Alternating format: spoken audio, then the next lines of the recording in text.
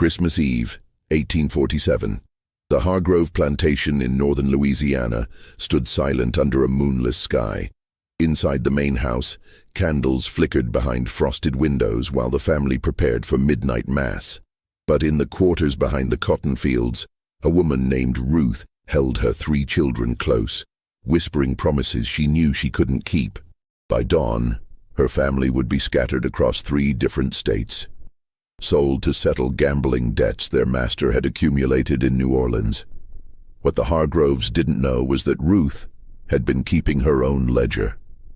And over the next 6 years, every name written in that ledger would meet an ending that local authorities would struggle to explain.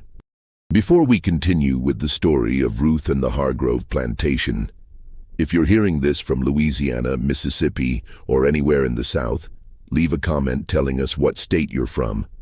Hit that subscribe button, because stories like this, buried in courthouse records and family whispers, don't get told often enough.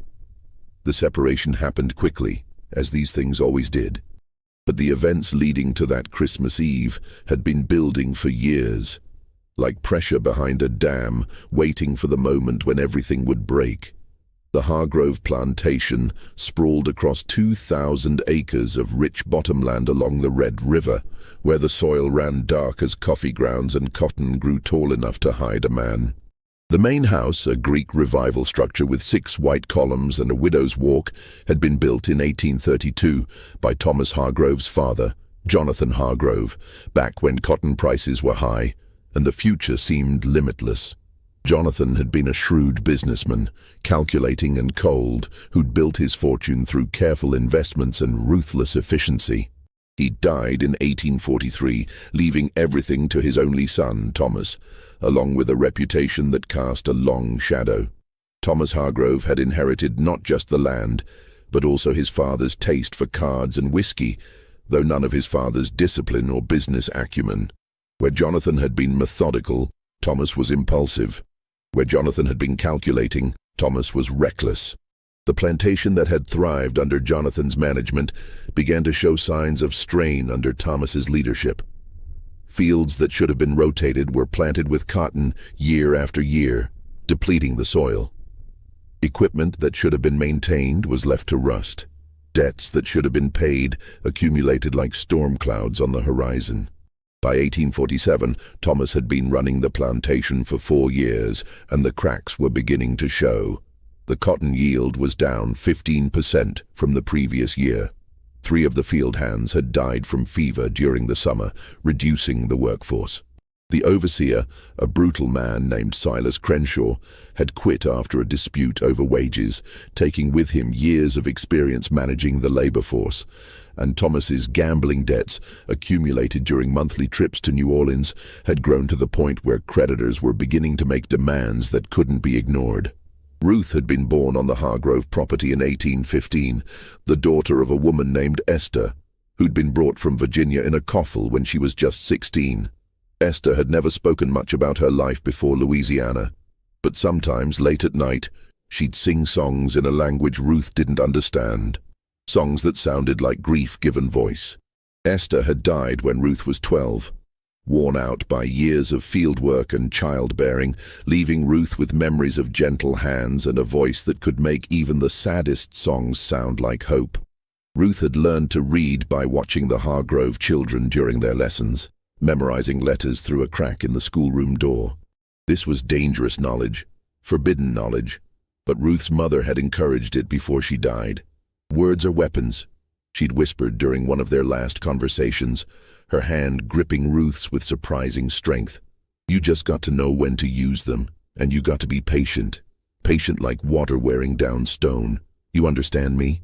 Ruth had understood, and she'd been patient.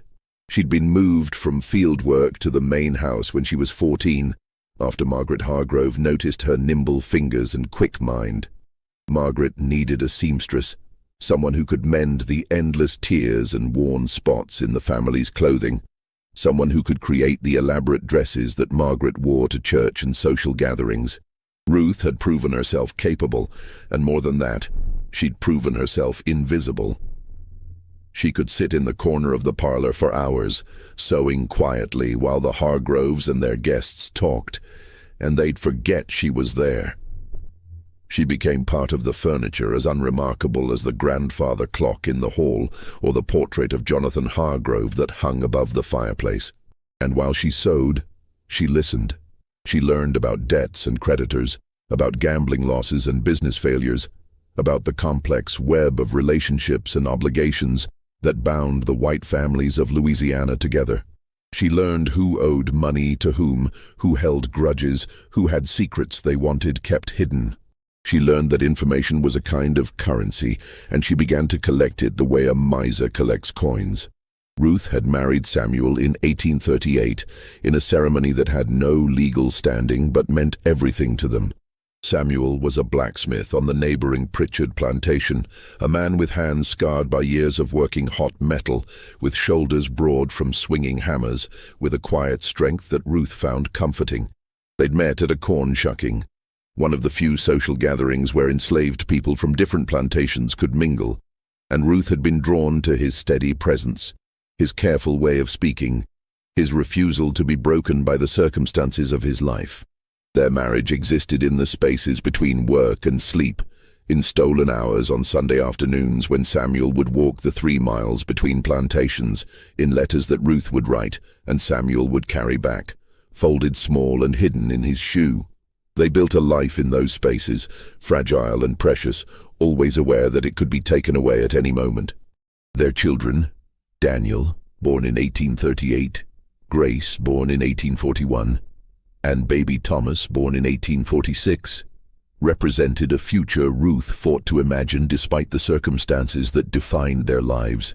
She'd named the baby after Thomas Hargrove, a strategic decision that she hoped might offer some protection. If the master saw his own name reflected in the child, perhaps he'd be less likely to sell him. It was a small hope, but Ruth had learned to survive on small hopes. Samuel would walk the 3 miles between plantations every Sunday, the one day he could call his own. He'd bring small gifts, a carved wooden horse for Daniel, a cloth doll for Grace, a smooth river stone for baby Thomas to teeth on. They'd spend those precious hours together in Ruth's cabin, building a family within a system designed to prevent exactly that. Samuel would tell stories about the work he'd done that week, about the horses he'd shod, and the tools he'd mended. Ruth would share news from the Hargrove household, carefully edited to remove anything too painful or frightening. The children would play, their laughter a brief respite from the weight of their circumstances. Those Sundays were everything. They were the reason Ruth got up each morning, the reason she kept going when exhaustion threatened to overwhelm her. They were proof that love could exist even in the darkest places, that family could be built even when the law said it didn't exist. The Hargrove household consisted of Thomas, his wife Margaret, and their 2 daughters, Elizabeth and Caroline. Margaret ran the house with rigid efficiency, her days measured in menus and social calls, in church services and charity work that allowed her to feel virtuous without actually changing anything. She treated Ruth with the distant courtesy one might show a useful piece of furniture, necessary but not quite worthy of genuine attention. She'd compliment Ruth's sewing, would occasionally give her cast-off clothing or leftover food, would even ask after her children in the abstract way one might ask about someone's pets. But she never saw Ruth as fully human, never considered that Ruth might have thoughts and feelings as complex as her own. Thomas barely noticed the enslaved people on his property unless they failed to perform their duties. To him, they were investments, assets to be calculated in ledgers alongside livestock and equipment. He knew their monetary value down to the dollar, could recite their ages and skills and market prices, but he couldn't have told you their hopes or fears or dreams. They were tools that happened to be made of flesh, and he treated them accordingly. But Thomas Hargrove had a problem that his father's fortune couldn't solve. He couldn't walk away from a card table. Every month he'd travel to New Orleans, ostensibly on business. But everyone knew he spent his nights in the gambling houses along Bourbon Street. He'd return either flush with winnings or silent with loss, and the mood of the entire plantation would shift accordingly. When he won, he'd be generous. allowing extra rations or time off, walking through the quarters with the magnanimous air of a king bestowing favors. When he lost, he'd be cold and distant, finding fault with everything, increasing work quotas and reducing privileges. The enslaved people on the Hargrove plantation learned to read the signs of his gambling trips the way sailors read the weather.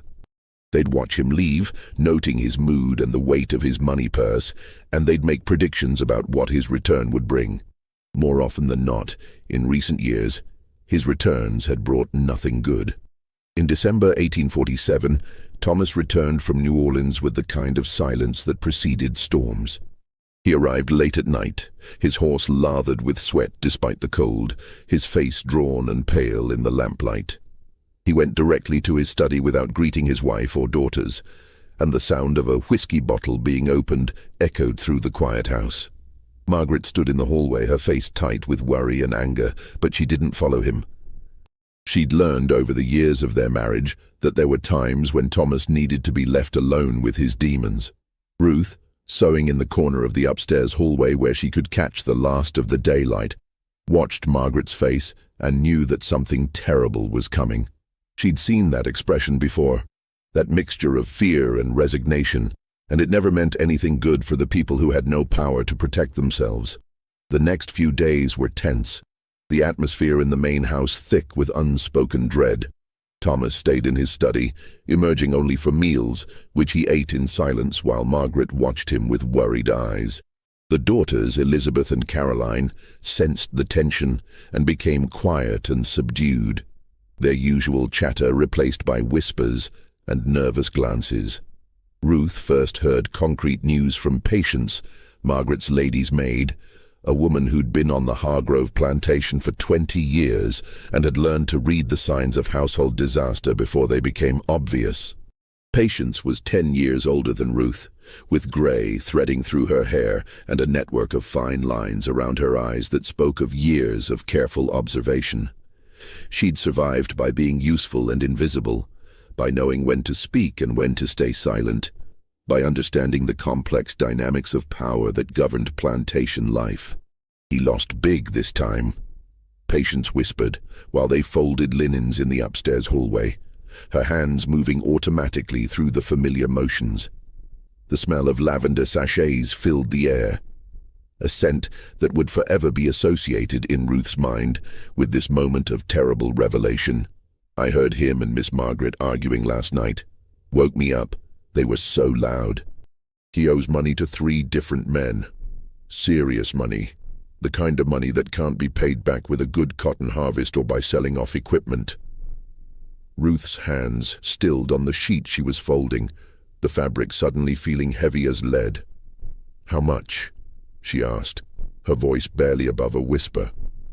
Patience glanced toward the stairs, making sure they were alone, then leaned closer. "I heard him say $15,000, maybe more. He lost it all in one night, playing Pharaoh with some men from Mobile. They gave him a month to pay, and that month is almost up." $15,000. The number was almost incomprehensible. Ruth tried to calculate what that meant, how many years of cotton harvests, how many assets would need to be sold.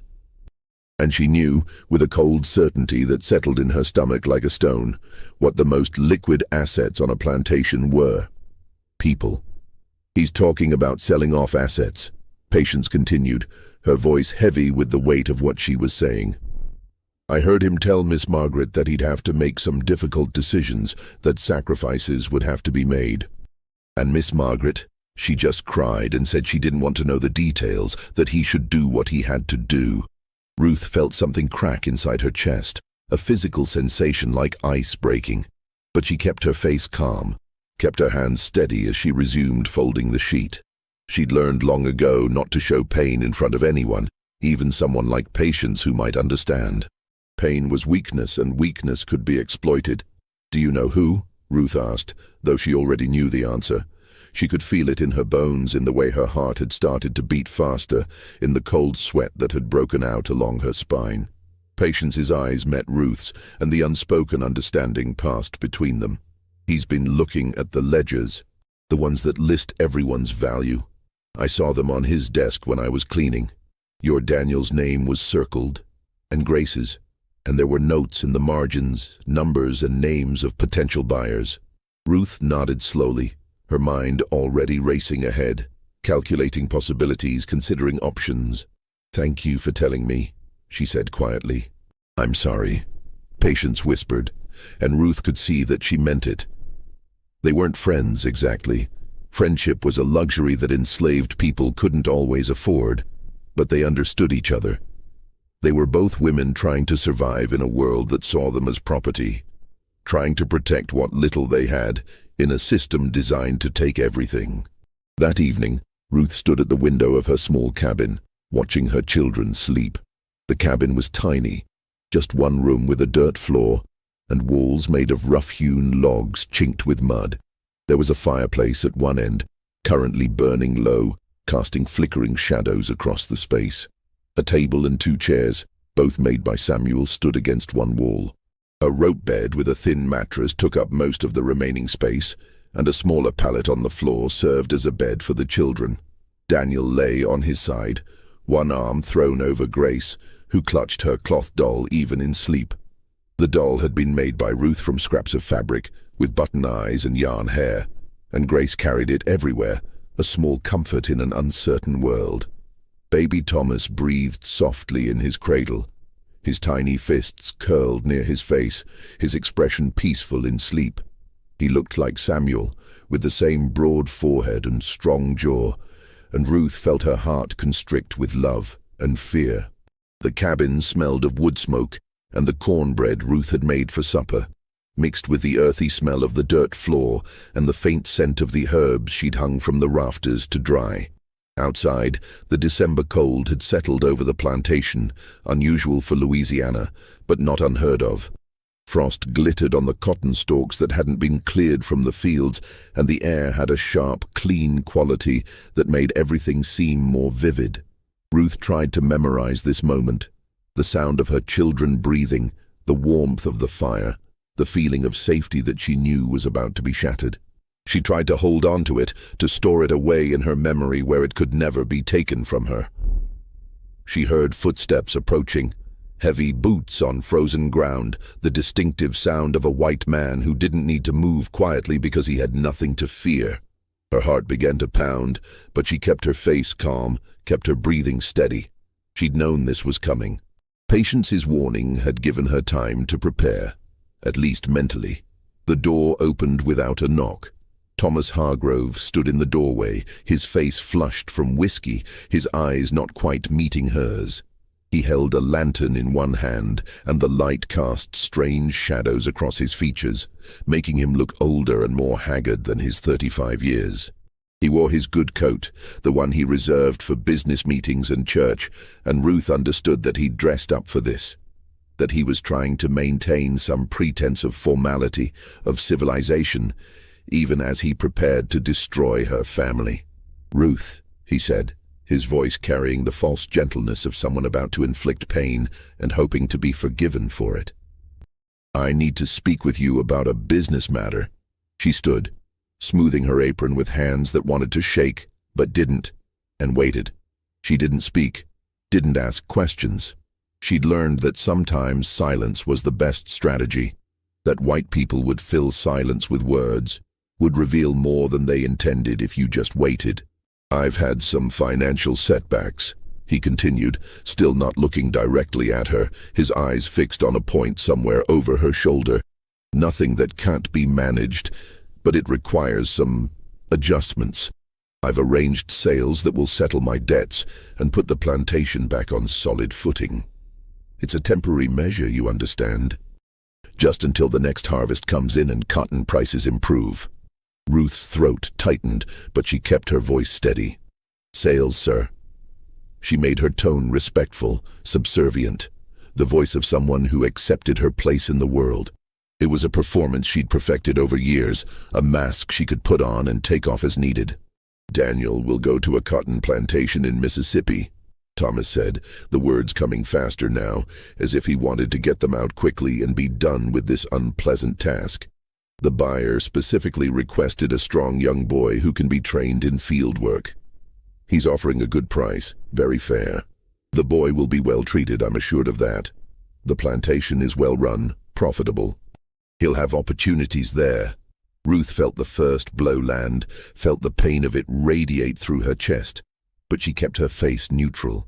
Daniel, her firstborn, her serious, thoughtful boy who loved to carve small animals from wood scraps, who asked endless questions about how things worked, who had Samuel's steady temperament and Ruth's quick mind. 9 years old, still a child, being sent to a cotton plantation in Mississippi where he'd work from dawn to dusk in the fields, where his childhood would end and his back would learn the weight of labor and the sting of the whip. Grace will go to a family in Mobile, Thomas continued, his voice taking on a slightly defensive tone, as if he needed to justify his decisions. They need a house girl and she's the right age to learn. It's actually a good opportunity for her. She'll be trained in household work, which is much easier than field labor. The family is respectable, well-connected. She'll be treated well. Grace, her sweet, gentle daughter who loved to sing, who had a gift for making people smile even on the hardest days, who was just beginning to learn her letters from Ruth's careful teaching. 6 years old, being sent away to be a servant in a stranger's house, to be trained to be invisible and useful, to learn the same lessons Ruth had learned about survival and submission. The baby. Thomas paused, finally meeting Ruth's eyes, and she saw something in his expression that might have been guilt or shame or just discomfort at having to have this conversation. The baby will stay here for now, too young to be of use to anyone else. When he's older, we'll see, but for now, he stays. Baby Thomas, 14 months old, still nursing, still needing his mother. He would stay, but Ruth understood what that meant. He would stay until he was old enough to work, old enough to be sold, old enough to be taken away just like his siblings. The reprieve was temporary, a stay of execution rather than a pardon. When? Ruth asked, the single word taking all her strength to force out. Tomorrow, Christmas Day, the buyers are coming in the morning. Thomas shifted his weight, uncomfortable now, wanting to leave, wanting to be done with this scene. I'm sorry, Ruth, I know this is difficult, but it's necessary. The plantation is in trouble, and I have to do what's best for everyone. You understand that, don't you? Ruth nodded, not trusting herself to speak. She understood perfectly. She understood that her children were being sold to pay for Thomas Hargrove's gambling debts, that their lives were being destroyed because a white man couldn't control his vices, that everything she'd built and fought for was being taken away because she had no power to stop it. You're a good worker, Ruth, Thomas said, his tone becoming almost friendly, as if they were having a normal conversation about normal things. Margaret values you highly. You'll continue to have a place here and the boy will be well cared for. And who knows, perhaps in a few years when things are better, we might be able to bring the others back. These things happen sometimes. It was a lie, and they both knew it. Children who were sold away almost never came back. Families that were separated stayed separated. But Thomas needed to tell himself this lie, needed to believe that he wasn't doing something monstrous, that he was just making a difficult business decision that would somehow work out for everyone. After he left, closing the door behind him with a soft click that sounded like a cell door locking, Ruth stood in the darkness, listening to her children breathe. She didn't cry. She'd learned long ago that tears were a luxury she couldn't afford, that they changed nothing and only made her feel weaker. Instead, she sat in the darkness, her mind working, turning over possibilities, considering options. She thought about the layout of the plantation, about the people who came and went, about the conversations she'd overheard while sewing in the corner of the parlor. She thought about the names Thomas Hargrove had mentioned over the years, business associates, gambling partners, creditors. She thought about the complex web of relationships and debts and obligations that bound these men together. She thought about the small leather journal she'd hidden beneath the floorboards, where she'd been keeping records of her own. It had started as a simple record of her children's lives, their birth dates, their first words, the small milestones that she wanted to remember. But over the years, it had evolved into something else. She'd started writing down names, dates, debts, secrets, information gathered over years of being invisible, of being present in rooms where people spoke freely because they didn't consider her capable of understanding or remembering. She'd written down that Vincent Rousseau had won heavily from Thomas Hargrove in a faro game in October, that he'd been bragging about it to his friends, that he'd mentioned using the money to buy a new warehouse. She'd written down that Marcus Whitfield, who owned a plantation in Mississippi, was known for working his enslaved people to death and replacing them with new purchases every few years. She'd written down that James Pritchard, a shipping merchant in Mobile, had a reputation for sharp dealing and for carrying large sums of money when he traveled. She'd written down that Henry Caldwell, the slave trader who facilitated most of the sales in the region, had a weak heart and took medicine for it. She'd written down that Robert Devereux, Pritchard's business partner, had an obsessive fear of fire. She'd written down everything, not knowing why, not having a plan, just following an instinct that information was power, and that someday, somehow, she might need that power. Now she knew why. Now she had a plan. By the time the sun rose on Christmas morning, Ruth had made her decision. She would let them take her children. She had no choice about that. But she would get them back. Not by begging, not by hoping for mercy from people who had none, but by methodically destroying everyone who had participated in tearing her family apart. It would take years. It would require patience, planning, and a willingness to do things that would damn her soul if she believed in damnation. But Ruth had stopped believing in a just God years ago. If there was a God, he'd abandoned people like her long before she was born. She would become what she needed to become. She would be patient, like water wearing down stone. And one by one, she would cross names off her list. Christmas morning dawned cold and clear, the sky a pale blue that seemed to mock the darkness of what was about to happen. Ruth woke her children before sunrise, her hands gentle as she dressed them in their best clothes, which weren't much, just slightly less worn than their everyday garments, but she wanted them to look presentable, wanted them to have some dignity in this moment. Daniel woke quickly, his eyes alert, and Ruth saw that he understood something was wrong. He was 9 years old enough to have heard stories about children being sold away, old enough to understand what it meant when white people talked about business matters. He didn't ask questions, just stood still while Ruth buttoned his shirt and smoothed his hair, his face solemn and too old for his years. Grace was harder to wake, her body soft and warm with sleep, her face confused when Ruth pulled her from the bed.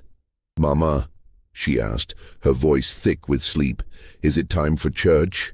"Not church, baby," Ruth said, her voice steady despite the pain that was threatening to tear her apart. "But we need to get you dressed. We have visitors coming today."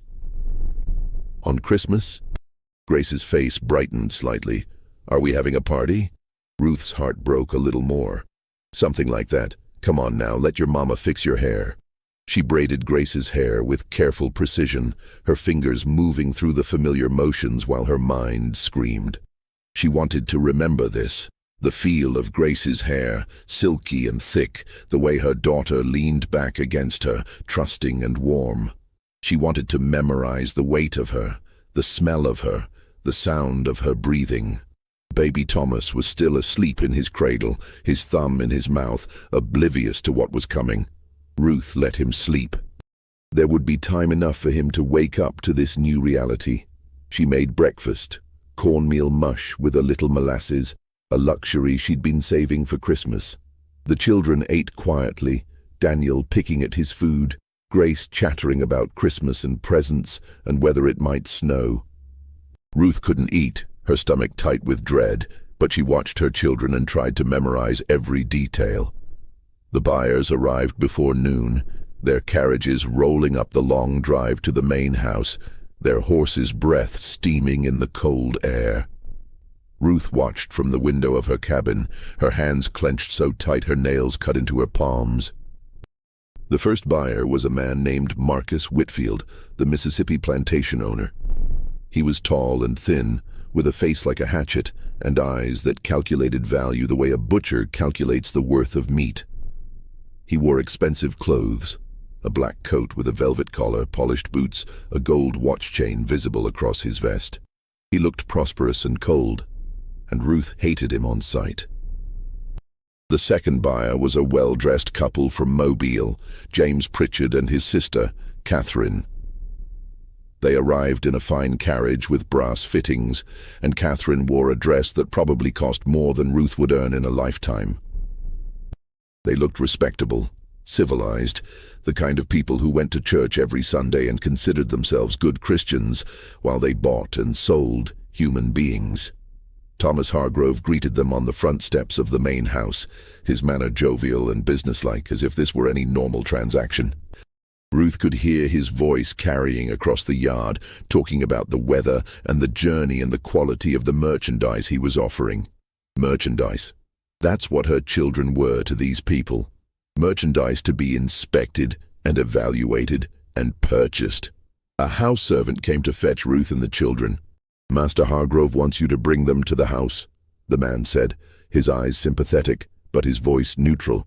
He was older, a man named Joseph, who'd been on the plantation for 30 years, and Ruth knew he'd seen this scene play out dozens of times before. Ruth nodded, unable to speak. She picked up baby Thomas, who'd woken and was fussing slightly, and took Grace's hand. Daniel walked beside her, his shoulders straight, his face carefully blank. They crossed the yard together, a small procession moving toward the main house, toward the moment when everything would change. The inspection happened in the front parlor, a room Ruth had cleaned and dusted 1,000 times, where she'd sat in the corner sewing while the Hargroves entertained their guests. Now she stood in the center of the room, holding baby Thomas, while strange white people examined her children like livestock. Marcus Whitfield looked at Daniel first, his hands rough as he checked the boy's teeth, felt his arms and shoulders, examined him for signs of illness or weakness. Daniel stood still through it all, his eyes fixed on some point in the distance, his face showing nothing. Ruth wanted to scream, wanted to attack this man who was touching her son, but she stood frozen, knowing that any resistance would only make things worse. "Strong boy," Whitfield said, his voice carrying the flat accent of Mississippi. "Good bone structure, should grow into a fine field hand. How old did you say?" 9 years, Thomas Hargrove replied. "Born in 1838. Healthy, never been sick a day in his life. Smart too, learns quick." "Smart can be a problem in a field hand," Whitfield said, but he was nodding, clearly satisfied. "But I can work with it. Train him right, and he'll be valuable. I'll take him." Just like that, 3 sentences, and Daniel's fate was sealed. Ruth felt something inside her chest crack a little wider, but she kept her face calm, kept her breathing steady. Catherine Pritchard examined Grace next, her touch gentler but no less invasive. She checked Grace's hands, looking for signs of roughness or damage. She examined her face, her hair, her posture. She asked Grace to walk across the room, to curtsy, to speak. Grace, confused but trying to be obedient, did as she was told, her small voice answering questions about her age and her abilities. "She's lovely," Catherine said, smiling at Grace in a way that might have seemed kind if you didn't know what was happening. "And so well-mannered. You've trained her well, Ruth." Ruth nodded, not trusting herself to speak. She wanted to tell this woman that Grace wasn't trained, that she was a child, that she had hopes and dreams and a right to stay with her family. But she said nothing, because words would change nothing. "We'll take her," James Pritchard said, pulling out a leather wallet. "The agreed-upon price?" $800, Thomas Hargrove said. "She's worth more, but I'm willing to be reasonable given our business relationship. $800. That's what her daughter was worth. Less than a good horse, more than a piece of furniture." Ruth felt dizzy, felt the room spinning around her, but she stayed upright, stayed silent. The money changed hands. Documents were signed. And then it was time for the children to leave. Daniel was taken first, loaded into Marcus Whitfield's wagon along with 3 other children from neighboring plantations who'd also been sold. Ruth was allowed to say goodbye, a brief moment where she could hold her son one last time. She knelt down so she was at his eye level, her hands on his shoulders, and looked into his face. "Listen to me," she whispered, her voice urgent and low so only he could hear. "You be strong. You survive. No matter what happens, you survive. Can you do that for me?" Daniel nodded, his jaw tight, his eyes bright with unshed tears. "Yes, Mama. I love you," Ruth said, the words inadequate but all she had. "I love you more than anything in this world, and I haven't forgotten you. I will never forget you. Do you understand?" "Yes, Mama." She pulled him close, holding him tight, trying to memorize the feel of him, the smell of him. Wood smoke and boy sweat and something indefinably him. Then she let him go because she had to, because there was no choice. She watched as he climbed into the wagon, his movement stiff and mechanical. She watched as he sat down among the other children, his face carefully blank. She watched as the wagon pulled away, rolling down the long drive toward the river road. Daniel didn't cry, but his eyes found Ruth's and held them until the wagon turned onto the main road and disappeared behind the trees. Ruth stood in the yard, baby Thomas on her hip, and felt a piece of her soul tear away and follow that wagon into the distance. Grace went next, handed over to James and Catherine Pritchard with more ceremony. Catherine fussed over her, adjusting her dress and smoothing her hair, talking about the lovely room Grace would have in their house in Mobile, about the other servants she'd meet, about the fine dresses she'd get to wear. Grace looked back at Ruth, her small face confused and frightened, clutching her cloth doll against her chest. "Mama," she called out, her voice small and scared. "Mama, are you coming too?" Ruth couldn't answer, couldn't force words past the lump in her throat. She just shook her head and Grace's face crumpled, tears starting to stream down her cheeks. "I want to stay with you," Grace cried, struggling against Catherine Pritchard's grip. "I want my mama." "Hush now," Catherine said, her voice still kind but firm. "You'll see your mama again someday. But right now, you're coming with us. We're going to take such good care of you." Ruth watched as they loaded Grace into their fine carriage, watched as her daughter's small face appeared in the window, watched as the carriage pulled away. Grace pressed her hand against the glass, and Ruth raised her own hand in response, a silent goodbye that felt like a knife to the heart. And then they were gone, both of them. Her children, her heart, her reason for living. Gone to places she'd never seen, to lives she couldn't imagine, to futures she couldn't control. Baby Thomas stayed behind, as promised, but Ruth knew that promise meant nothing. He'd be sold when he was older, when he could work, when he could turn a profit. The reprieve was temporary, a cruelty disguised as mercy. That night, Ruth sat in her empty cabin, baby Thomas asleep in his cradle, and opened her hidden journal. She lit a candle, the flame casting flickering shadows on the rough log walls, and began to write. She wrote down every name Thomas Hargrove had mentioned. She wrote down the names of the men who'd bought her children. She wrote down addresses, business locations, habits, and weaknesses. She wrote until her hand cramped, until the candle burned low, until she had a map of revenge that would take years to complete. She didn't know yet exactly how she would do it, but she knew she would. She would be patient, like water wearing down stone. She would be invisible, like she'd always been. And one by one, she would make them pay. Not for justice. Ruth had stopped believing in justice long ago, but for balance. For the simple, cold satisfaction of knowing that the men who'd destroyed her family would face consequences for their actions. She would become death itself, quiet and patient and inevitable. And she would not stop until every name in her journal was crossed out. 18 months passed before Ruth made her first move. During that time, she became even more invisible than before, even more useful, even more trusted. She learned that invisibility was a kind of power. People said things around her they'd never say to someone they considered a person. She learned their routines, their fears, their secrets. She became indispensable to Margaret Hargrove, the perfect servant who anticipated needs before they were spoken, who never complained, who seemed content with her lot. But beneath the surface, Ruth was gathering information, making plans, preparing for the moment when she could begin her work.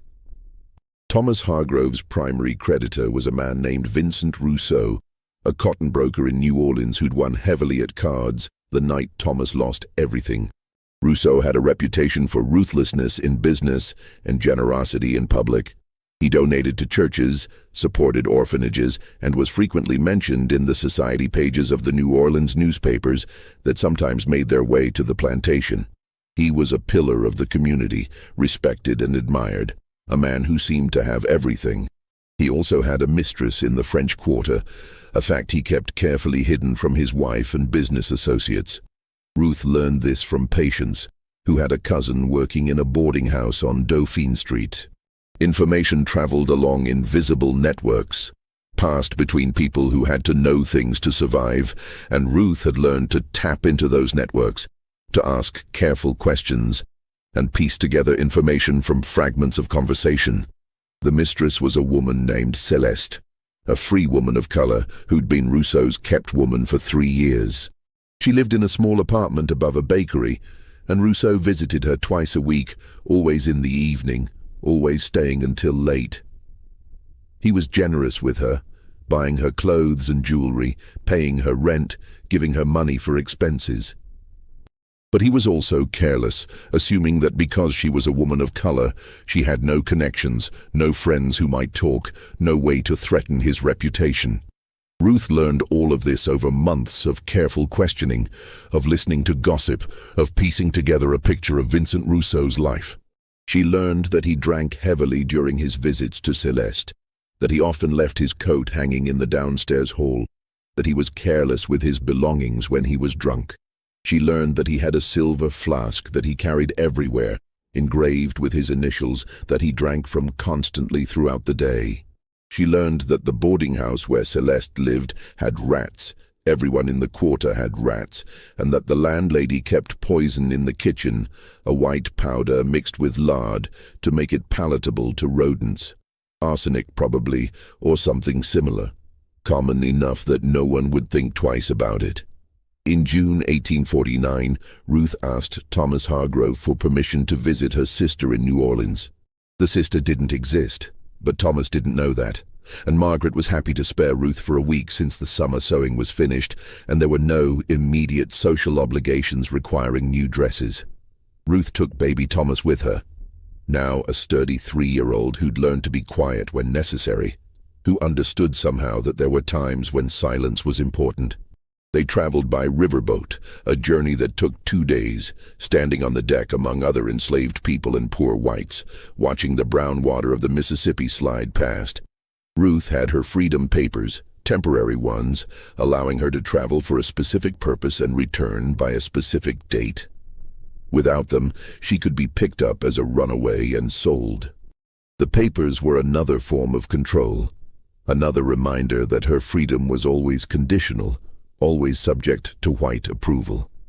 New Orleans in summer was a furnace of heat and humidity, the streets thick with the smell of the river and rotting vegetation, of cooking food and human waste, and the sweet cloying scent of flowers. The city was loud and crowded, a chaos of languages and accents, French and English and Spanish and African dialects, all mixing together in a cacophony that was both overwhelming and oddly liberating. In the city, Ruth could disappear in a way she never could on the plantation. She was just another woman of color, in a city full of them, unremarkable and unnoticed. She found the boarding house on Dauphine Street easily enough, a 3-story building with peeling paint and sagging galleries, wedged between a bakery and a tailor's shop. She watched the building for 2 days, learning the patterns of who came and went. Vincent Rousseau visited every Tuesday and Friday evening, arriving at dusk and leaving near midnight. He always came alone, always wore the same expensive coat, always carried his silver flask. Ruth didn't approach him directly. Instead, she befriended the woman who ran the boarding house, a tired-looking widow named Madame Thibault. who was grateful for any help she could get. Ruth offered to help with laundry in exchange for a place to sleep, and Madame Thibault, overwhelmed by the brutal summer heat and the endless work of running a boarding house, agreed without asking too many questions. This gave Ruth access to the building, to its rhythms, to its secrets. She learned where Madame Thibault kept the rat poison, in a locked cabinet in the kitchen, but the lock was old and easy to pick. She learned that Rousseau always hung his coat in the downstairs hall when he arrived, that he was usually already drunk by the time he got there, that he stumbled when he climbed the stairs to Celeste's apartment. She learned that Celeste was kind but sad, a woman who'd made the best of limited options, who accepted Rousseau's money because she had no other way to survive. Ruth felt a pang of sympathy for her, but she pushed it aside. Sympathy was a luxury she couldn't afford. On the third Friday of Ruth's stay, Rousseau arrived already drunk, stumbling through the door with his coat askew, his face flushed and sweating in the summer heat. He barely glanced at Ruth as she worked in the hallway, scrubbing the floor on her hands and knees. To him, she was just another enslaved woman, beneath notice, part of the background. He hung his coat on the hook as always, and Ruth saw the silver flask in the pocket, gleaming in the lamplight. He climbed the stairs to Celeste's apartment, his footsteps heavy and uneven, and Ruth heard the door close, heard the sound of voices and laughter. She waited, her heart pounding, her hands steady despite the fear that threatened to overwhelm her. She waited until the house was quiet, until Madame Thibault had gone to bed, until the only sounds were the creaking of the old building and the distant noise of the street. Then she moved quickly and quietly, her bare feet silent on the wooden floor. She picked the lock on the kitchen cabinet, a skill she'd learned from Samuel, who'd learned it from another blacksmith who'd used it to steal food when he was starving. The rat poison was exactly where she'd seen Madame Thibault put it, a small tin with a faded label. Ruth opened it carefully, noting the white powder inside. She took a generous pinch, wrapping it in a scrap of cloth, then closed the tin and locked the cabinet again. Rousseau's coat still hung in the hallway, the silver flask still in the pocket. Ruth pulled it out carefully, unscrewed the cap, and added the poison. The powder dissolved easily in the whiskey, leaving no visible trace, no change in color or smell. She sealed the flask again and replaced it in the coat pocket, her movements quick and precise. Then she returned to the small room where she and baby Thomas were sleeping, her heart pounding so hard she thought it might burst from her chest. She lay down on the thin mattress, pulled Thomas close and waited for morning. She left New Orleans the next day, baby Thomas on her hip, and returned to the Hargrove plantation. She resumed her sewing, her quiet routines, her invisible presence. She didn't think about what she'd done, didn't allow herself to feel guilt or fear. She'd made a decision, and she would live with the consequences. Vincent Rousseau died 4 days later. The newspapers reported it as a sudden illness. Violent stomach pains, convulsions, death within hours. His doctor suspected cholera, which was common enough in New Orleans summers that no one questioned the diagnosis. The symptoms of arsenic poisoning, nausea, vomiting, abdominal pain, convulsions, were similar enough to cholera that the misdiagnosis was easy and understandable. He was buried with full honors, his business associates and society friends filling the cathedral for his funeral. The newspapers praised his generosity and business acumen, his contributions to the city, his devotion to his family. His widow wept appropriately, never knowing about Celeste, or the apartment on Dauphine Street, or the double life her husband had led. Ruth read about it in the newspaper Thomas Hargrove left on the parlor table. She carefully cut out the obituary and pasted it in her journal next to Rousseau's name. Then she crossed his name out with a single, firm line. 1 down, 5 to go. She felt no triumph, no satisfaction. Just a cold, quiet sense of completion, like finishing a difficult piece of sewing. This was work, nothing more. Work that needed to be done, that she would continue to do until it was finished.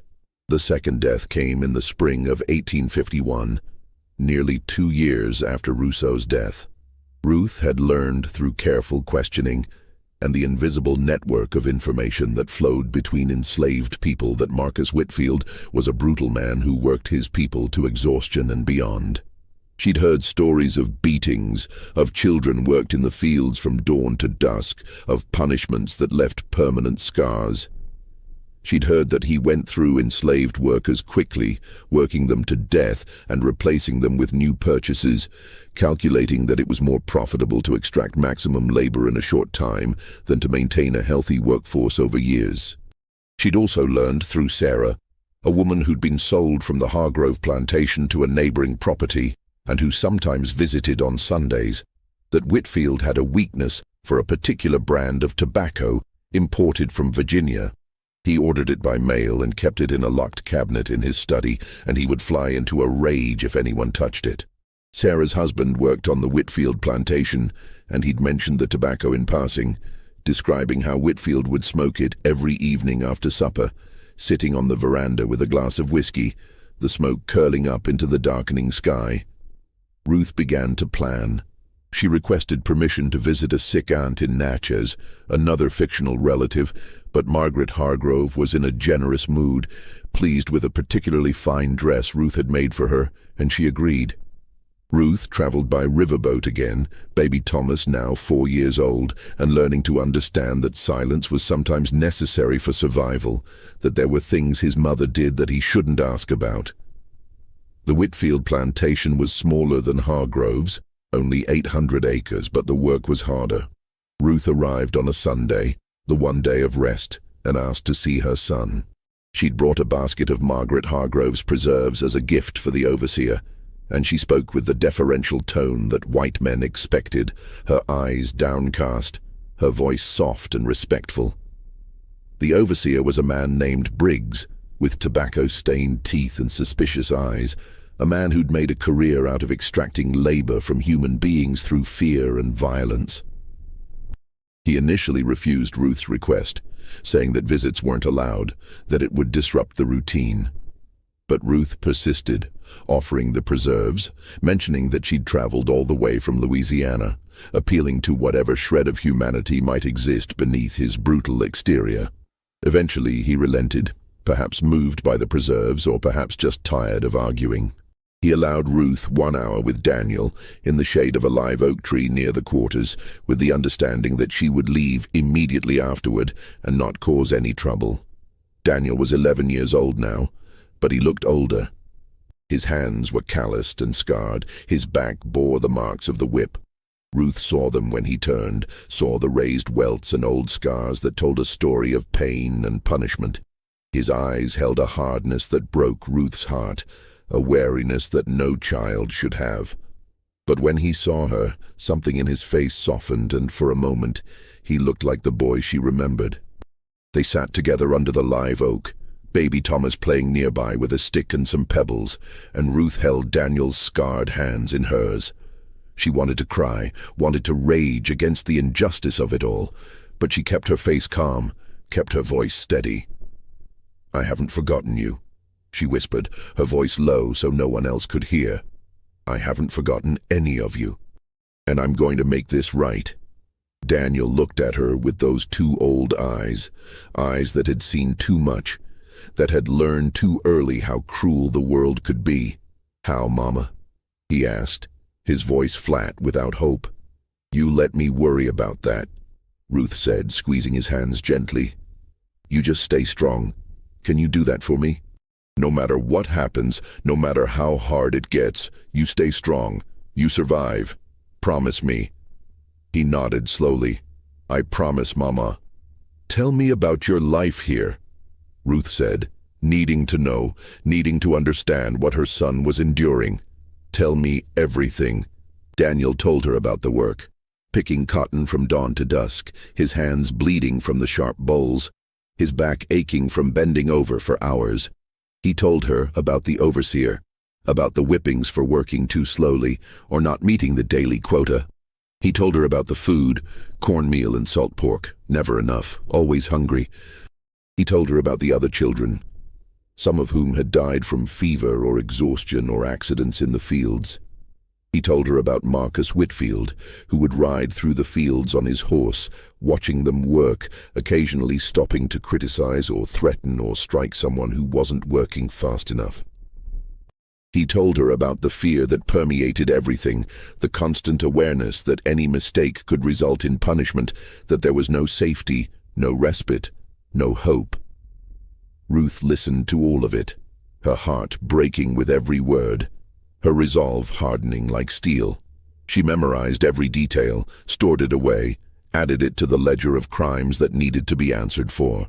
When their hour was up, she held Daniel close one more time, breathing in the smell of him, sweat and cotton dust and something indefinably him that she would have recognized anywhere. "I love you," she whispered, "and I'm going to fix this. I promise you, I'm going to fix this." She spent 3 days on the Whitfield plantation, helping in the kitchen in exchange for the privilege of seeing Daniel each day. She learned the layout of the main house, the routines of the household, the location of Whitfield's study. She learned that he smoked his expensive tobacco every evening after supper, sitting on the veranda with a glass of whiskey, the ritual as predictable as sunrise. She also learned that Whitfield kept a supply of arsenic in the barn, used for killing rats and other pests. This was common on plantations. Arsenic was cheap, effective, and readily available. It was sold in general stores, kept in barns and sheds, used for everything from pest control to sheep dip. It was also, Ruth knew from her research, tasteless and odorless when mixed with other substances, and it caused symptoms that could be mistaken for many other illnesses. On her last night at the plantation, Ruth volunteered to clean the main house after supper. The housekeeper, a woman named Dinah, who was exhausted from the day's work and grateful for any help, accepted. Ruth worked slowly, methodically, cleaning the parlor and the dining room, waiting until the house was quiet and the family had retired for the evening. Then she slipped into Whitfield's study, her heart pounding but her hands steady. The room smelled of tobacco and whiskey and old leather, the walls lined with books that Whitfield probably never read, a large desk dominating the center of the space. The tobacco cabinet stood against one wall, locked as expected. Ruth had brought a thin blade, the kind used for cutting leather, and the lock was old and simple. It took her less than a minute to open the cabinet, her fingers working quickly and precisely, guided by skills she'd learned from Samuel and refined through practice. Inside were 6 tins of Virginia tobacco, each one carefully labeled with the brand and date of purchase. Ruth opened them one by one, mixing a small amount of arsenic into each tin, then sealing them again. The amount was carefully calculated. Not enough to kill immediately, which would be suspicious, but enough to cause illness over time. Chronic arsenic poisoning looked like many other diseases: weakness, stomach problems, confusion, eventual organ failure. Doctors rarely suspected poison unless they had reason to look for it, and there would be no reason to suspect poison in a man who died slowly over months. Ruth closed the tins, locked the cabinet, and slipped out of the study. She finished cleaning the house, then returned to the quarters where she was staying. The next morning, she left the plantation, taking baby Thomas with her, and returned to the Hargrove property. She resumed her quiet life, her invisible presence, her patient waiting. Marcus Whitfield began to feel ill in late summer. At first, it was just mild stomach discomfort, easy to dismiss as indigestion or something he'd eaten. But it persisted, growing worse over time. By autumn, he was experiencing severe abdominal pain, weakness, and confusion. His hands and feet began to tingle and go numb. His skin took on a grayish cast.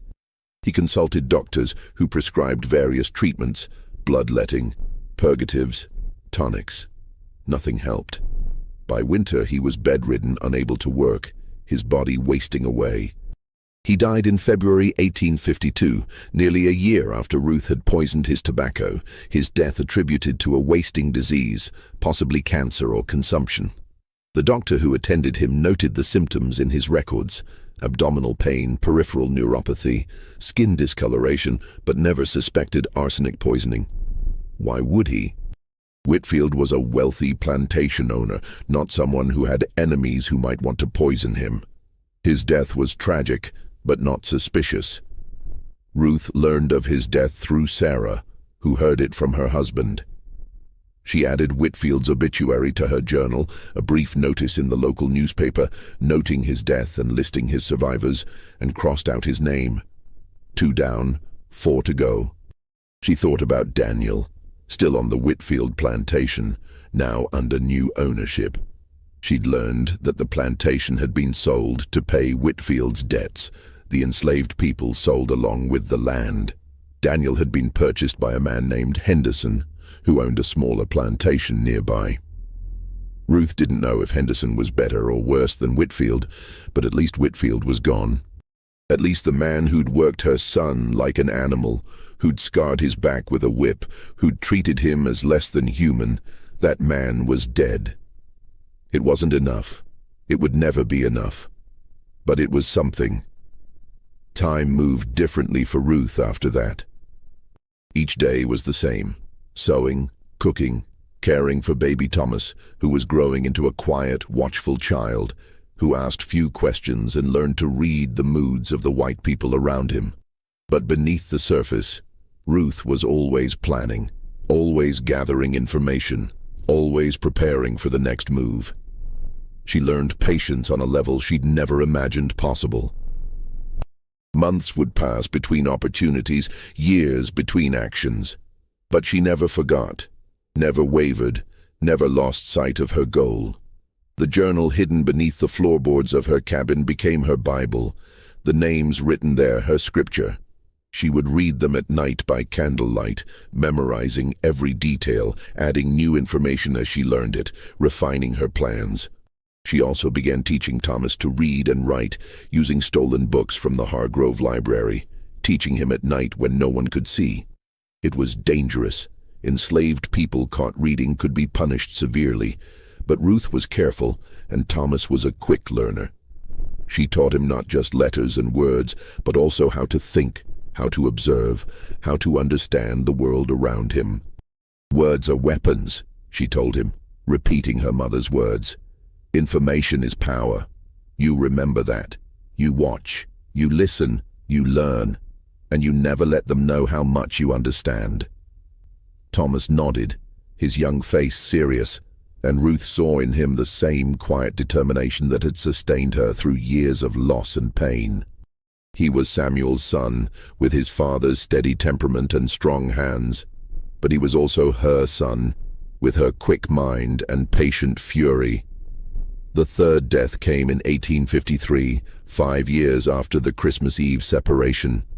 James Pritchard was the man who'd bought Grace, sending her to Mobile to work as a housegirl for his sister's family. Ruth had learned through her network of information that Pritchard was a shipping merchant who traveled frequently between Mobile and New Orleans, conducting business along the Gulf Coast. He was known for his sharp dealing and his habit of carrying large sums of money when he traveled, trusting in his reputation and his connections to keep him safe. He was also known for his predictable routes and his tendency to travel alone, preferring to drive his own carriage rather than hire a driver. This was unusual for a man of his wealth, but Pritchard prided himself on his independence and his ability to handle his own affairs. Ruth saved every penny she could, hiding coins in the hem of her dress, in the lining of her shoes, in the hollow of a tree near the quarters. It took her a year to save enough for what she needed. Money for travel, for bribes, for the materials she would need. She was patient, methodical, never taking so much that it would be noticed, never spending anything that might raise questions. In the autumn of 1853, she requested permission to visit her fictional sick aunt again, this time in Mobile. Margaret Hargrove was less generous this time. Ruth was too valuable to spare for long, and Margaret had grown dependent on her skills. But Thomas Hargrove, feeling guilty about something Ruth didn't know and didn't care about, overruled his wife. Ruth could go for 3 days, no more. Mobile in autumn was beautiful, the air finally cooling after the brutal summer heat, the sky a clear, brilliant blue. The city sat on the bay, a busy port with ships coming and going, their masts like a forest of bare trees against the sky. Ruth found the house where Grace was working, a modest townhouse near the waterfront, owned by Catherine Pritchard, James's sister. She waited across the street, hidden in the shadow of a building, watching. She saw servants come and go, saw Catherine Pritchard leave for a social call, saw the routines of the household play out. And then, in the late afternoon, she saw a small figure emerge from the servants' entrance to empty the washwater. Grace. Ruth's breath caught in her throat. Her daughter was 10 years old now, thin and serious-faced, her hair pulled back in a tight braid. She wore a simple dress, too large for her, and her movements were quick and efficient, the movements of someone who'd learned to work fast to avoid punishment. She emptied the water into the street, then turned to go back inside, and Ruth saw her face clearly for the first time in 5 years. She looked like Samuel. She had his strong jaw, his steady eyes, his way of holding himself with quiet dignity despite everything. But she also looked tired, older than her years, with shadows under her eyes and a thinness that spoke of not quite enough food, not quite enough rest. Ruth wanted to call out, wanted to run across the street and hold her daughter, wanted to take her away from this place and never let her go. But she couldn't. Any contact would be dangerous, would raise questions, would potentially make things worse for Grace. So Ruth stayed in the shadows, memorizing her daughter's face, storing it away like treasure. Then she turned her attention to James Pritchard. He arrived at his sister's house that evening, his carriage loaded with goods from New Orleans, crates and boxes that servants unloaded and carried inside. Ruth watched from her hiding place as he climbed down from the driver's seat, a tall man in his 40s with graying hair and an air of prosperity. He laughed and joked with his sister, his voice carrying across the street, and Ruth hated him with a cold, pure hatred that burned like ice. This was the man who'd bought her daughter. This was the man who'd examined Grace like livestock, who'd paid $800 for the right to own her, who'd taken her away from her family and put her to work in his sister's house. This was the man who saw nothing wrong with any of it, who probably considered himself a good Christian, who went to church every Sunday and never questioned the system that gave him power over other human beings. Ruth followed him when he left, keeping to the darkness, learning his route. The streets of Mobile were poorly lit, and there were stretches where the road ran along the waterfront, isolated and dark, with warehouses on one side and the bay on the other. Ruth noted these locations, filed them away, began to form a plan. She spent the next day gathering what she needed. She stole men's clothing from a washing line, rough trousers and a shirt, a cap to hide her hair. She stole a heavy iron bar from the docks, the kind used to secure cargo on ships, small enough to hide but heavy enough to be effective. She stole chains, also from the docks, lengths of heavy iron that would weigh down a body and keep it from floating. On her last night in Mobile, she was waiting in one of those dark stretches along the waterfront, dressed in the stolen men's clothing, her face covered with a scarf, her hair hidden under the cap. She looked like a dock worker or a sailor, just another rough man in a city full of them. When Pritchard's carriage approached, she stepped into the road, holding up a hand as if in distress, making sounds of panic but no words. Pritchard, to his credit, stopped. He was a businessman, but he wasn't entirely heartless, and someone appearing to be in distress on a dark road was cause for concern. "What's wrong?" he called down from the driver's seat, his voice carrying a note of irritation mixed with concern. Ruth gestured frantically toward the waterfront, toward the dock pilings that created deep shadows, making sounds of distress but no coherent words. Pritchard hesitated, clearly torn between caution and curiosity, then climbed down from the carriage. He tied the reins to a post and walked toward Ruth, peering into the darkness. "Where's the problem?" he asked, irritation growing in his voice. "I don't see anything." Ruth pointed toward the water's edge, where the dock pilings created pools of shadow so deep they looked solid. Pritchard walked closer, and Ruth followed. her hand slipping into the pocket of her stolen coat where she'd hidden the iron bar. What happened next was quick and brutal. Ruth had never killed anyone with her own hands before. The previous deaths had been accomplished through poison, through patience, through methods that kept her at a distance from the actual moment of death. But this was different. This required her to be present, to be physical, to feel the impact of metal on bone, to hear the sound of a man dying. She hit him from behind, the iron bar connecting with the back of his skull with a sound like a melon splitting. Pritchard went down without a sound, his body crumpling to the ground. Ruth hit him again and again, making sure, her breath coming fast, her heart pounding. Then she wrapped the chains around his body, working quickly, her hands shaking but efficient. She rolled him to the edge of the dock and pushed him into the water. The splash was louder than she'd expected, and she froze, listening for any sign that someone had heard. But the waterfront was quiet, the nearest warehouse dark and empty, and after a moment, Ruth allowed herself to breathe again. Pritchard's body sank quickly, pulled down by the weight of the chains. The current was strong here, pulling toward the bay, and Ruth knew that even if the body surfaced, it would be miles away, bloated and unrecognizable. Just another drowning in a port city where drownings were common enough.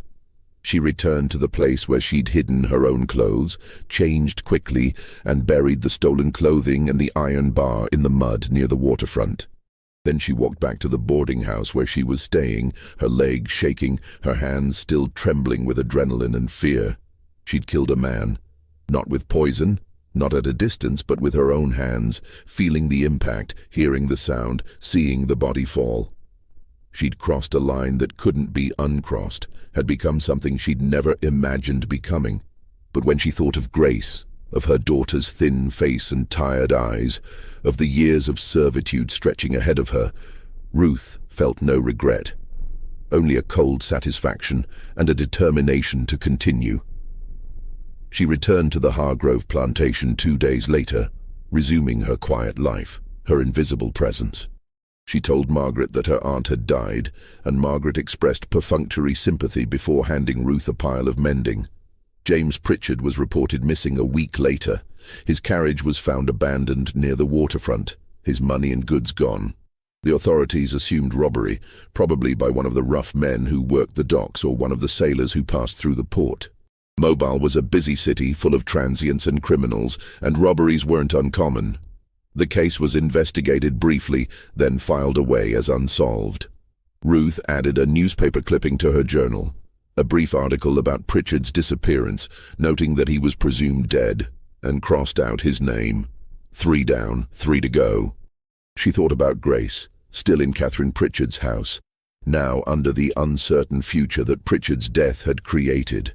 She'd learned later that Catherine had kept Grace, had continued to use her as a house servant, but Ruth didn't know if that was better or worse. At least Pritchard was gone. At least the man who'd bought her daughter, who'd taken her away, who'd treated her as property, that man was dead. It still wasn't enough, but it was progress.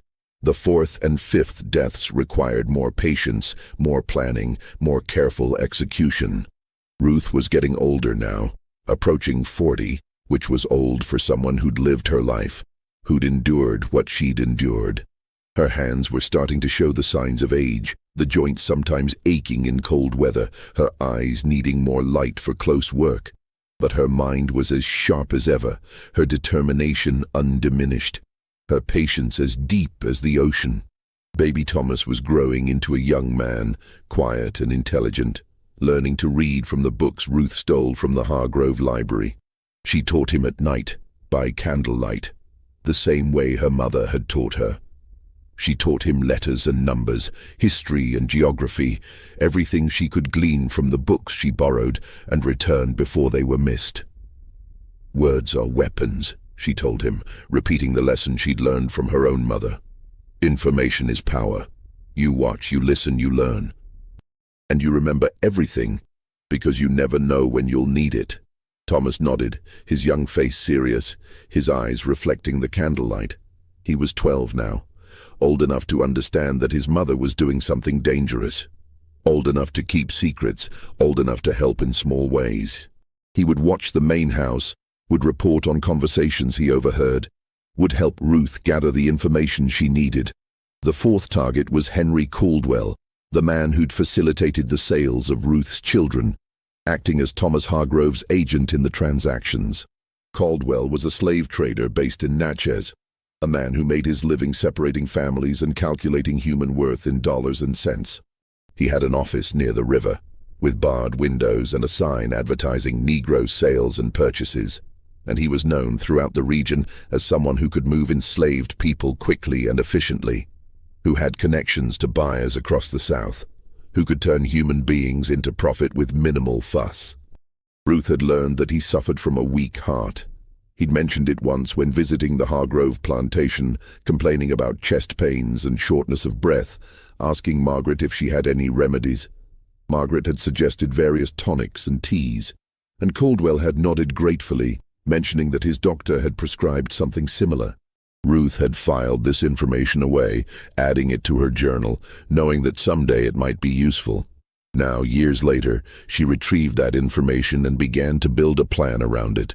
She learned through careful questioning, asking Sarah, who asked her husband, who asked someone else in the invisible network of information that connected enslaved people across plantations and cities, that Caldwell took a tonic for his heart condition. It was a mixture of digitalis and other herbs prescribed by his doctor in Natchez, and he kept the bottle in his coat pocket and took a dose every morning and evening, regular as clockwork. Digitalis was a powerful medicine, derived from the foxglove plant, used to treat heart conditions. In the right dose, it could regulate an irregular heartbeat, could strengthen a weak heart, could extend a person's life. But in the wrong dose, it could stop a heart entirely, could cause death that looked exactly like the heart failure it was meant to prevent. In 1855, Ruth requested permission to travel to Natchez to purchase fabric for Margaret Hargrove's new dresses. This was a reasonable request. Natchez had better shops than the small towns near the plantation, and Margaret was planning a series of social events that would require new clothing. Margaret agreed, even giving Ruth money for the purchases, trusting her to select appropriate fabrics and negotiate fair prices. Ruth traveled by riverboat, a journey she'd made several times now, standing on the deck among other travelers, watching the river slide past. She carried her temporary freedom papers, the document that allowed her to travel, but reminded her constantly that her freedom was conditional, subject to white approval, revocable at any moment. Natchez sat on a bluff above the river, a prosperous city built on cotton and slavery, with grand mansions overlooking the water and a bustling commercial district near the docks. Ruth found Caldwell's office easily enough, a brick building near the river, with barred windows and that sign advertising his business. The sight of it made her stomach turn, made her think of all the families that had been destroyed in that building, all the children sold away from their parents, all the lives reduced to entries in a ledger. She watched the building for 2 days, learning Caldwell's routines. He arrived at 8 in the morning, left for lunch at noon, returned at 1, and departed for home at 5. He was a creature of habit, predictable and methodical, which made him vulnerable. On the 3rd day, Ruth entered the office, claiming to have a message from Thomas Hargrove. Caldwell's clerk, a nervous young man with ink-stained fingers and a perpetually worried expression, told her to wait. She sat on a hard bench in the corner, invisible as always, and watched. The office smelled of ink and paper and something else, something Ruth couldn't quite identify, but that made her skin crawl. Fear, maybe. Despair. The accumulated grief of all the people who'd passed through this place on their way to being sold.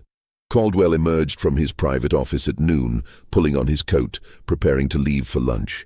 He was a portly man in his 50s, with thinning hair and a florid complexion, dressed in expensive clothes that strained across his belly.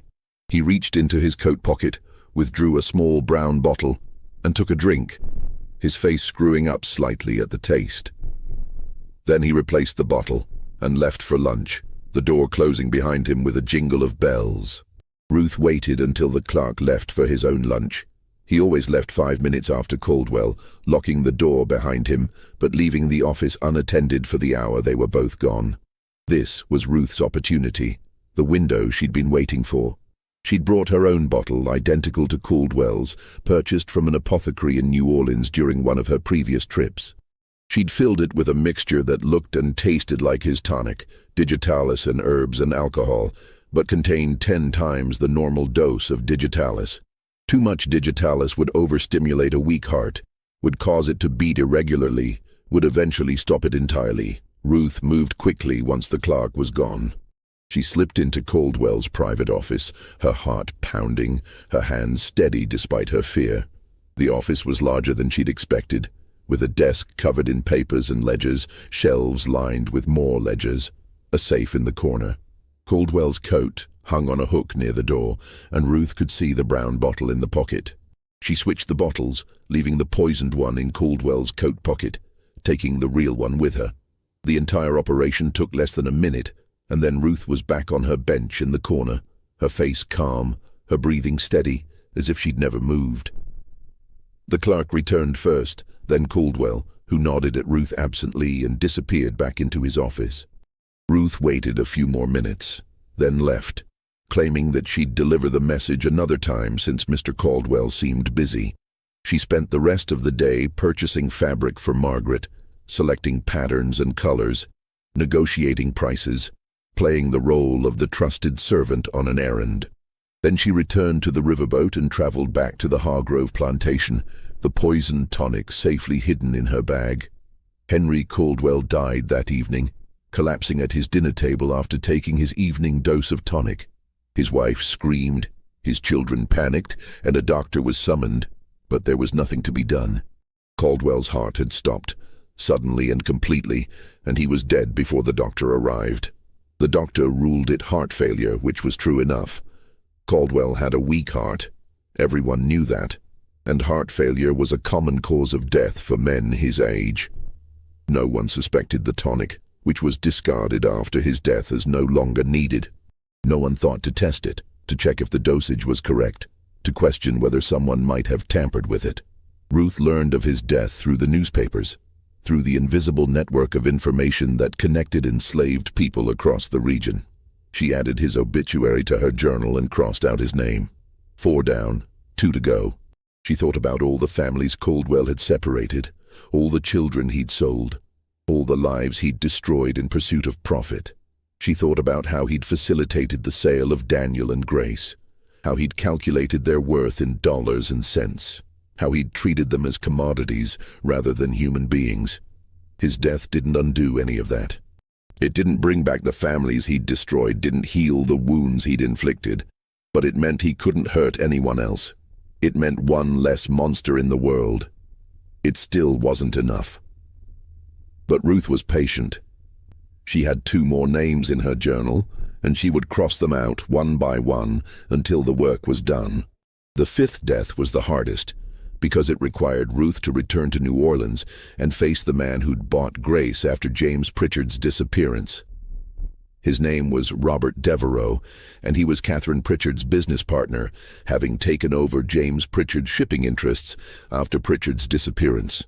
Devereaux had arranged for Grace to be transferred to his own household in New Orleans after Catherine Pritchard died in 1856, and Ruth had learned through her network of information that he had a reputation for cruelty that made even other slaveholders uncomfortable.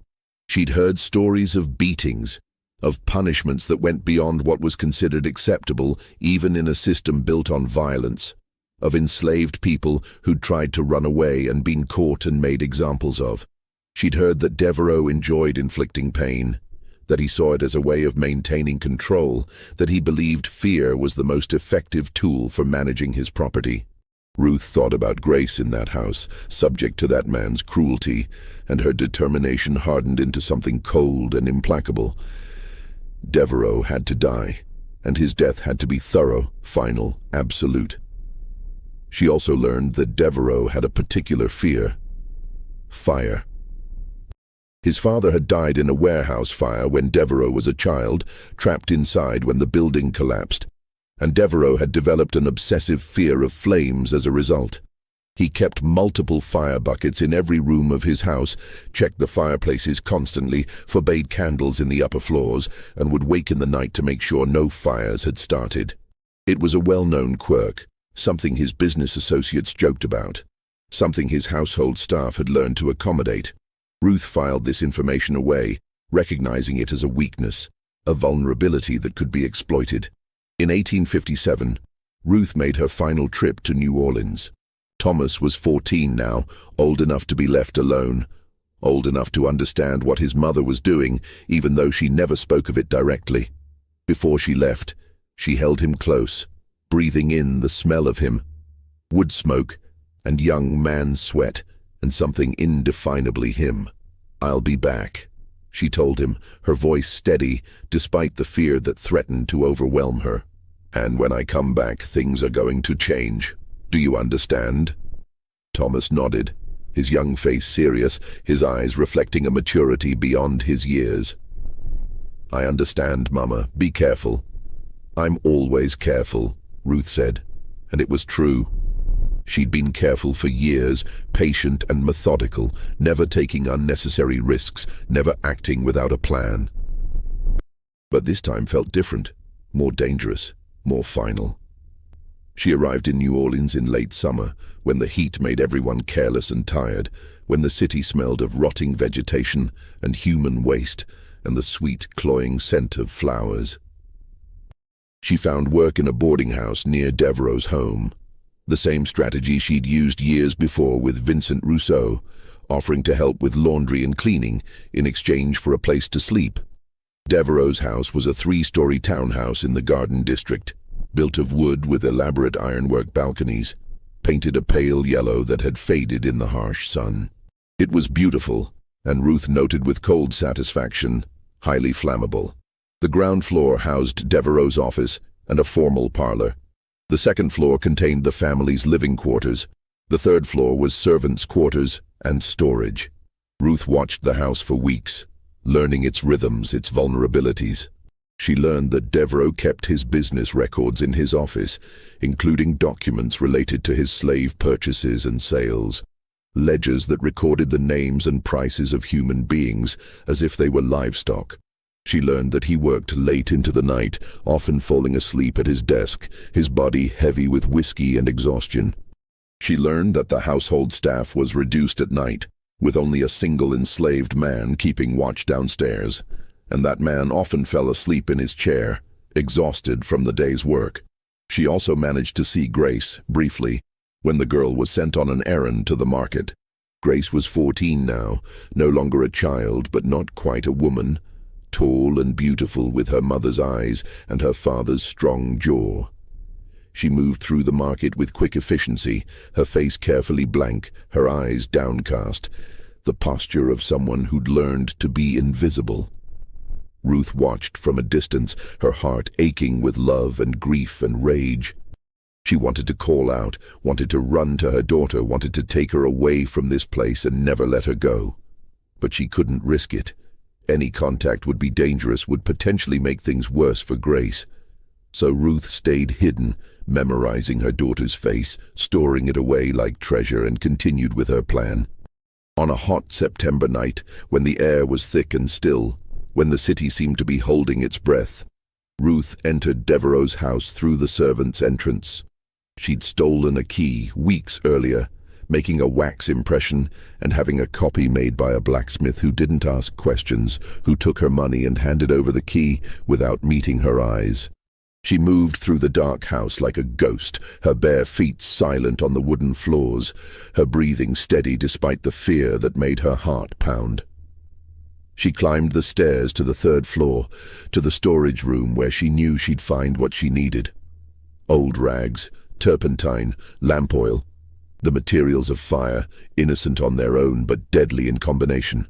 Ruth soaked the rags in the flammable liquids, her hands working quickly and efficiently, and placed them carefully throughout the 3rd floor, in corners and closets where they wouldn't be immediately noticed, near wooden beams and under eaves where the fire would spread quickly. Then she descended to the 2nd floor and did the same, working quickly and quietly, her ears straining for any sound of discovery. but the house was silent, except for the creaking of old wood and the distant sound of someone snoring. She saved the office for last. Devereaux was there, as expected, slumped over his desk in a whiskey-induced sleep, his face slack, his breathing heavy. Papers were scattered across the desk. Business records, ledgers, letters. Ruth could see her daughter's name in one of the ledgers, along with a price and a date of purchase, and her rage flared hot and bright. She stood in the doorway for a long moment, looking at this man who'd owned her daughter, who'd had the power to hurt her, to sell her, to destroy her future. This man who'd built his wealth on the suffering of others, who'd never questioned his right to own human beings, who'd probably considered himself a good Christian and a respectable member of society. Ruth felt no pity, only a cold, implacable determination to see this through. She placed the final rags around the office, soaking them thoroughly with lamp oil and turpentine, creating a trail that would carry the fire from one spot to another. Then she struck a match, the small flame bright in the darkness, and touched it to the nearest rag. The fire caught immediately, racing along the trail of oil, spreading faster than Ruth had anticipated. She ran, her heart pounding, escaping through the servants' entrance as smoke began to fill the house. Behind her, she heard the crackle of flames, the sound of breaking glass, and then, finally, screams. She didn't look back. She ran through the dark streets, her lungs burning, her legs shaking, until she was far enough away to slow down, to catch her breath, to blend into the shadows.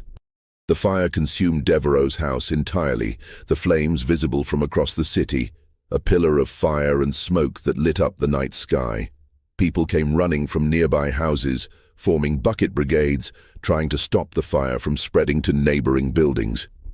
But Devereaux's house was already lost, the flames too hot, too fierce, too all-consuming. Devereaux died in his office, overcome by smoke before he could escape, his body found later in the ruins, charred beyond recognition. Several others died as well. Servants who'd been sleeping on the third floor, trapped by the flames, unable to escape. Ruth learned their names later, added them to the weight of guilt she carried, but she didn't regret what she'd done. They were casualties of a war she hadn't started, victims of a system that had made their deaths possible. Grace survived. She'd been sleeping in a small room on the ground floor, and she escaped through a window when the smoke woke her, her survival instincts sharp after years of learning to be alert to danger. Ruth watched from a distance as Grace stood in the street, wrapped in a blanket someone had given her, watching her prison burn. Ruth left New Orleans the next morning, before the authorities could start asking questions, before anyone could connect her to the fire. She traveled by riverboat back to Louisiana, standing on the deck among other travelers, watching the river slide past, feeling the weight of what she'd done settling into her bones. She'd killed multiple people this time, not just her target, but also innocent servants who'd been in the wrong place at the wrong time. She'd crossed a line that couldn't be uncrossed, had become something she'd never imagined becoming. But when she thought of Grace, of her daughter's survival, of the fact that Devereaux could never hurt her again, Ruth felt no regret. Only a cold satisfaction, and a determination to finish what she'd started. She crossed out Devereaux's name in her journal. 5 down, 1 to go. The last name in Ruth's journal was the one that had started everything, Thomas Hargrove. He was older now, in his mid-40s, his hair graying at the temples, his face showing the effects of years of drinking and gambling. His debts were somewhat under control. The sales of Ruth's children had bought him time, had allowed him to pay off his most pressing creditors, but his character was unchanged. He still saw the people he enslaved as property, still made decisions about their lives with the casual cruelty of someone who'd never questioned his right to do so. Ruth had waited years for this moment, planning carefully, considering every angle. She couldn't be obvious. She still lived on his property, still depended on his household for survival, still needed to maintain her cover as the perfect, invisible servant. But she also knew his weaknesses, his habits, his secrets. She'd been watching him for years, gathering information, waiting for the right opportunity. She knew, for instance, that he'd been having chest pains similar to Henry Caldwell's. She'd overheard him complaining to Margaret about tightness in his chest, about shortness of breath, about feeling tired all the time. She'd heard Margaret urge him to see a doctor, and she'd learned that he'd consulted a physician in New Orleans who'd prescribed a tonic similar to Caldwell's, digitalis and herbs, to be taken twice daily. She knew that he kept the bottle in his desk drawer and took a dose every evening before bed, regular as clockwork. She knew that Margaret had grown tired of his gambling, his absences, his failures, that she'd been corresponding with a cousin in Charleston, discussing the possibility of leaving Thomas and returning to her family. She knew that if Thomas died, Margaret would inherit the plantation and would likely sell it, freeing herself from a life she'd grown to hate. Ruth also knew that Margaret, in her correspondence with her Charleston cousin, had mentioned the possibility of freeing some of the enslaved people who'd served the household for decades as a gesture of Christian charity and to ease her conscience. Ruth had read these letters, had steamed them open, read them and resealed them, a skill she'd learned over years of gathering information, and she knew that her name was on that list. Freedom. The word tasted strange in Ruth's mouth, foreign and almost incomprehensible after so many years of bondage. But it was possible, if Thomas died, if Margaret followed through on her plans. It was a future Ruth had stopped allowing herself to imagine. But now, it was within reach. In the spring of 1858, Ruth made her final move.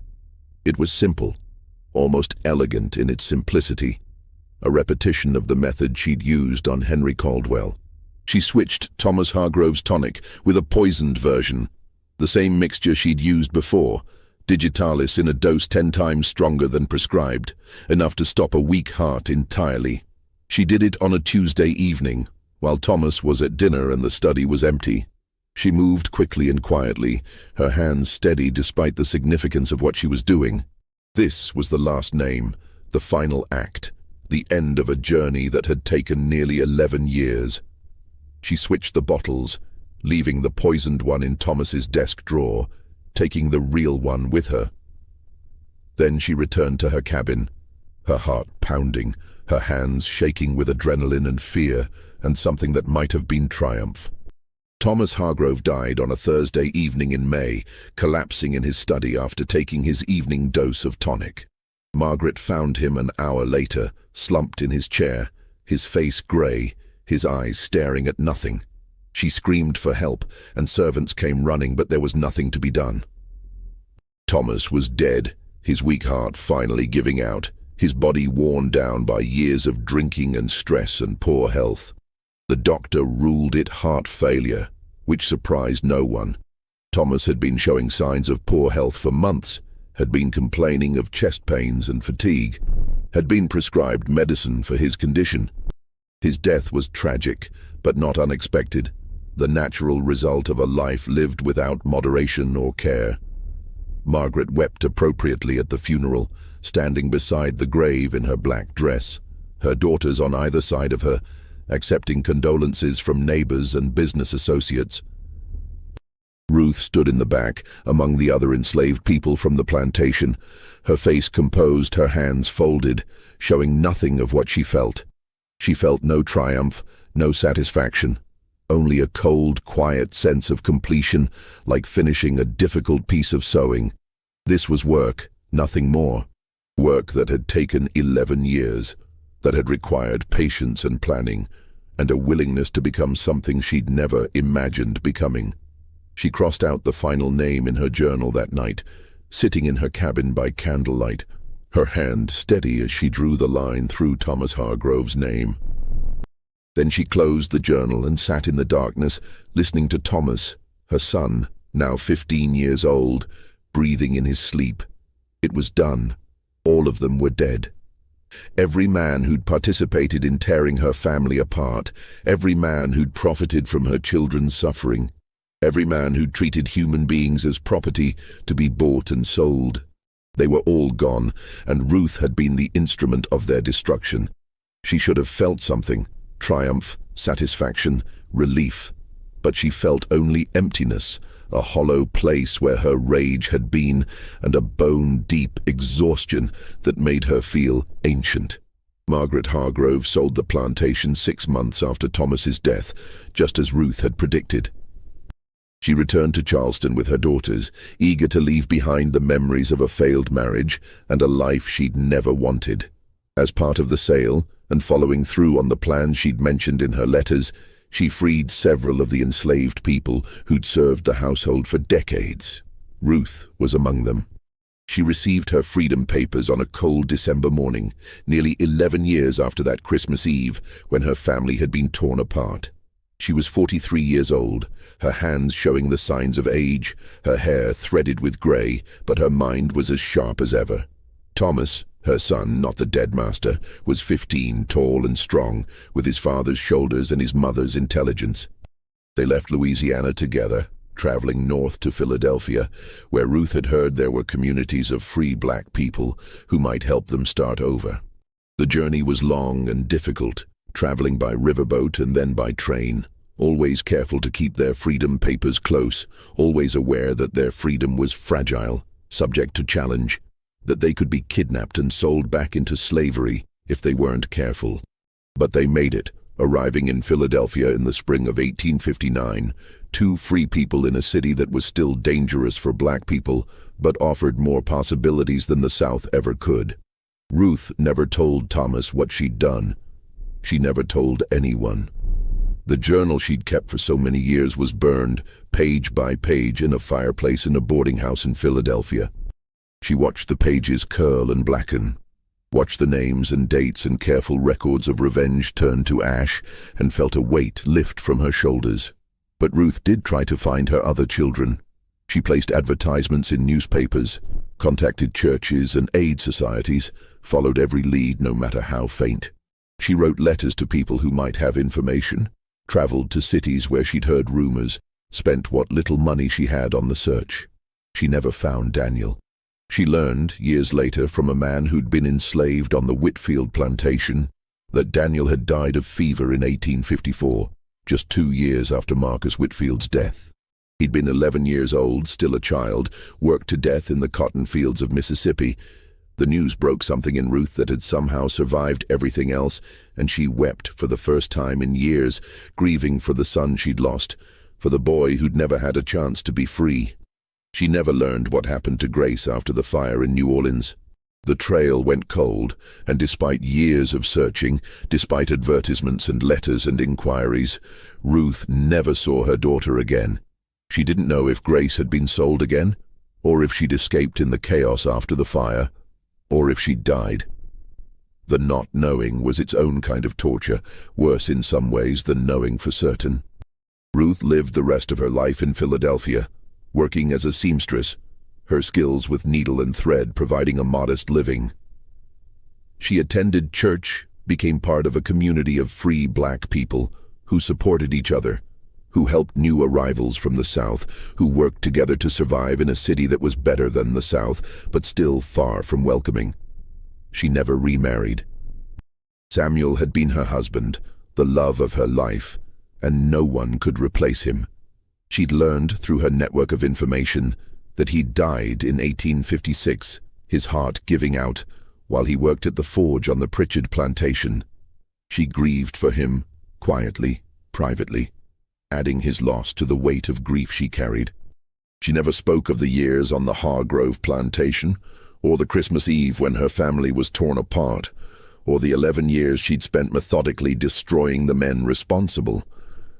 When people asked about her past, she'd say only that she'd been enslaved in Louisiana and had been freed when her master died. She never mentioned the journal, or the names, or the careful, patient revenge that had consumed years of her life. But sometimes, late at night, when she couldn't sleep, she'd think about those men. Vincent Rousseau, dying in agony from arsenic poisoning. Marcus Whitfield wasting away from chronic poisoning, his body failing bit by bit. James Pritchard, his body sinking into the bay, weighted down with chains. Henry Caldwell, his weak heart finally giving out. Robert Devereux, burning in the fire that consumed his house. Thomas Hargrove collapsing in his study, his heart stopped by the medicine that was supposed to save him. She'd think about them, and she'd feel no regret. Only a cold satisfaction, and a sense that she'd done what needed to be done. That she'd brought some measure of balance to a world that was fundamentally unjust. Ruth died in 1872 at the age of 57, surrounded by friends, and her son Thomas, who'd become a teacher and a community leader, who'd married and had children of his own, who'd built a life that his mother had made possible through her sacrifice and her terrible patient fury. At her funeral, people spoke of her kindness, her generosity, her quiet strength. They talked about how she'd helped new arrivals from the South, how she'd taught children to read and write, how she'd been a pillar of the community. No one knew about the journal, or the names, or the careful, patient revenge that had consumed years of her life. But Thomas knew. He'd never asked, had never wanted to know the details, but he'd understood on some level what his mother had done in those years between separation and freedom. He'd seen the cold determination in her eyes, had watched her gather information and make plans, had known that she was working toward something. Sometimes, late at night, he'd remember his mother's face on that Christmas Eve in 1847, when she'd held him close and whispered promises. He'd remember the cold determination in her eyes, the way she'd looked at the men who'd taken his siblings away. And he'd wonder, though he never asked, what his mother had done in those years between separation and freedom. Some questions, he decided, were better left unanswered. Some truths were too heavy to bear, too dark to speak aloud. His mother had done what she'd needed to do to survive, to protect what remained of her family, to bring some measure of justice to a world that offered none. And that, Thomas decided, was enough. It had to be enough. What do you think of this story? Do you believe everything was revealed, or are there darker secrets still buried in those courthouse records and family whispers? Did Ruth's revenge bring her peace, or did it only add to the weight of grief she carried? Leave your comment below with your thoughts. If you enjoyed this tale and want more stories like this, stories that make you question what really happened in the shadows of history, stories about people who fought back against impossible odds, subscribe, hit the notification bell, and share with someone who loves mysteries and dark historical tales. See you in the next video, where we'll uncover another story that time tried to forget.